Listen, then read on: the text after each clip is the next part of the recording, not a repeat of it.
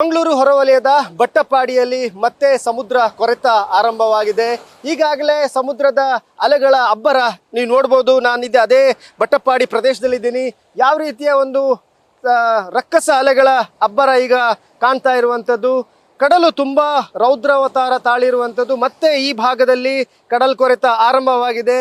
ಈ ಹಿಂದೆ 2 ವರ್ಷಗಳಲ್ಲಿ ಈ ಭಾಗದಲ್ಲಿ ನೂರಾರು ತೆಂಗಿನ ಮರಗಳು ಸಮುದ್ರ ಪಾಲಾಗಿದ್ವು. 4ಕ್ಕೂ ಹೆಚ್ಚು ಮನೆಗಳು ಈ ಭಾಗದಲ್ಲಿ ಸಮುದ್ರ ಪಾಲಾಗಿದ್ವು. ಈ ಬಾರಿ ಕೂಡ ಒಂದು ಮನೆ ಈಗ ಅಪಾಯದಲ್ಲಿರುವಂಥದ್ದು ನೀವು ನೋಡ್ಬೋದು. ಈ ಭಾಗದಲ್ಲಿರುವಂಥ ಒಂದು ಮನೆ, ಹಿಂದೆ ಈ ಭಾಗದಲ್ಲಿ ಒಂದು ಮನೆ ಇತ್ತು, ಅದು ಸಮುದ್ರ ಪಾಲಾಗಿರುವಂಥದ್ದು. ಅದರ ಅವಶೇಷಗಳು ಈಗೂ ಕೂಡ ನೀವು ಕಾಣ್ಬೋದು ಇಲ್ಲಿ. ಆದರೆ ಈಗ ಇಲ್ಲಿರುವಂಥ ಒಂದು ಮನೆ ಕೂಡ ಈಗ ಅಪಾಯದಲ್ಲಿದೆ. ಈಗಾಗಲೇ ಕಡಲ್ ಕೊರೆತ ಆರಂಭವಾಗಿರುವಂಥದ್ದು. ಇಲ್ಲಿರುವ ಜನರು, ಈ ಮನೆಯಲ್ಲಿ 5 ಜನ ಇರ್ತಾರೆ, ವಾಸವಾಗಿದ್ದಾರೆ. ಅವರು ಕೂಡ ತುಂಬ ಭಯದಲ್ಲಿರುವಂಥದ್ದು ನೀವು ನೋಡ್ಬೋದು. ಯಾವ ರೀತಿ ಸಮುದ್ರದ ಅಲೆಗಳು ಈ ಮನೆಗೆ ಅಪ್ಪಳಿಸ್ತಾ ಇದ್ದಾವೆ.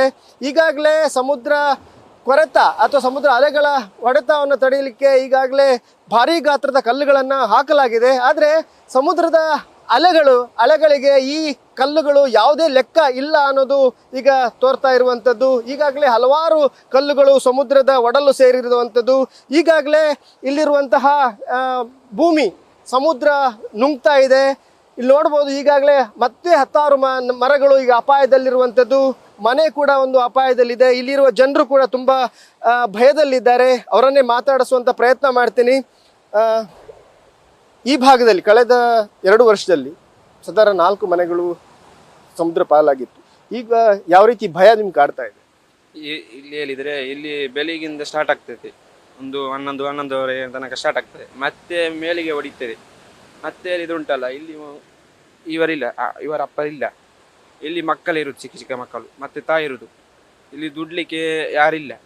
ಅವ್ರು ಬಂದು ಹೇಳ್ತಾರೆ ಮನೆ ಬಿಟ್ಟು ಇಲ್ಲಿಂದ ಹೋಗಿ ಅಂತ. ಬಾಡಿಗೆ ನಾವು ಕೊಡ್ತೇವೆ 2 ತಿಂಗಳು. ಮತ್ತೆ ಹೇಳ್ತಾರೆ ಇವರು ನೀವು ಕೊಡ್ಬೇಕಂತ. ಅವರು ಎಲ್ಲಿಂದ ಕೊಡುದು ಸರ್? ಇವರು ಮಕ್ಕಳು ಮಾತ್ರ ಇರು, ಚಿಕ್ಕ ಚಿಕ್ಕ ಮಕ್ಕಳು, ಬೇರೆ ಯಾರಿಲ್ಲ. ತಂದು ಈಗ ಇವರು ಮನೆ ಬಿಟ್ಟು ಹೋಗಿ ಅಂತ ಹೇಳ್ತಾರೆ. ಇಲ್ಲಿ ಅವರು ಹೇಳ್ತಾ ಇದ್ದಾರೆ ಇಲ್ಲಿಂದ ಹೋಗಿ ಅಂತ. ಬಾಡಿಗೆ ನಾವು ಕೊಡ್ತೇವೆ, ಬಾಡಿಗೆ 2 ತಿಂಗಳದ್ದು ಕೊಡ್ತಾರೆ ಅಂತ. ಅವ್ರು ಎಲ್ಲಿಂದ ಕೊಡುವುದು? ಅವರು ತಂದೆ ಇಲ್ಲ, ಮಕ್ಕಳು ಮಾತ್ರ ಇರುದು, ಚಿಕ್ಕ ಚಿಕ್ಕ ಮಕ್ಕಳು.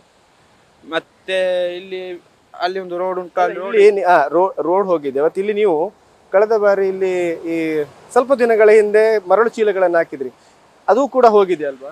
ಅದು ಹೋಗಿದೆ. ಮಣ್ಣಿಂದ ವಾಪಸ್ ಹಾಕಿ ಆಯ್ತು ಅಲ್ಲಿ, ಅದು ಹೋಗಿದೆ. ಅದು ನಿಲ್ಲುವುದಿಲ್ಲ ಇನ್ನು. ಮತ್ತೆ ಅಲ್ಲಿ ಇದುಂಟಲ್ಲ ರೋಡು, ಅದು ಇದಾಗಿದೆ, ಬೀಳಿಗೆ ಆಗಿದೆ. ಯಾವಾಗ ಬೀಳುದು ಅಂತ ಹೇಳಿಕ್ಕೆ ಆಗಲ್ಲ. Concrete road. ಈ ಮನೆಯಲ್ಲಿ 5ಕ್ಕೂ ಹೆಚ್ಚು ಜನರು ಇರ್ತಾರೆ. ಅವರನ್ನೇ ಮಾತಾಡಿಸ್ತೀನಿ. ಯಾವ ರೀತಿಯ ಭಯ ಕಾಡುತ್ತೆ ನಿಮ್ಗೀಗ? ಈಗ ರಾತ್ರಿ ಮಲಗಲಿಕ್ಕೆ ಏನಾಗುದಿಲ್ಲ, ಇದು ಭಯ ಆಗುತ್ತೆ. ಮತ್ತೆ ಮೊನ್ನೆ ಒಂದು 500 ಚೀಲವನ್ನು ಹಾಕಿದ್ದೇವೆ, ಅದು ಹೋಗಿತ್ತು. ಮತ್ತೆ ಈಗ ಬೀಳಿಗೆ ಆಗಿದೆ, ಸ್ವಲ್ಪ ಇರುದು. ಈಗ ಇಲ್ಲಿ ಬಂದಿದ್ರೆ ಅಧಿಕಾರಿಗಳು ಯಾರಾದ್ರೂ ಬಂದಿದ್ರೆ ನೋಡ್ಲಿಕ್ಕೆ? ಬಂದು ನೋಡ್ತಾರೆ, ಹೋಗ್ತಾರೆ ಅಷ್ಟೇ. ಮತ್ತೆ ಏನು ಮಾಡುದಿಲ್ಲ ಅವರು. ಮಾಡ್ತೇವೆ, ಇಲ್ಲಿ ಹೋಗ್ತಾರೆ. ಇದು ಇಲ್ಲಿಯ ಜನರ ಒಂದು ಭಯ.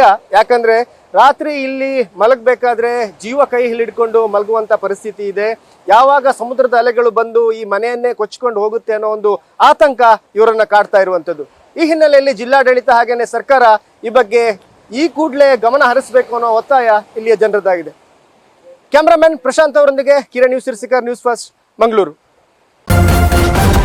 ನ್ಯೂಸ್ ಫಸ್ಟ್, ನಿರ್ಭೀತಿಯಿಂದ ನಿಮ್ಮ ಪರವಾಗಿ.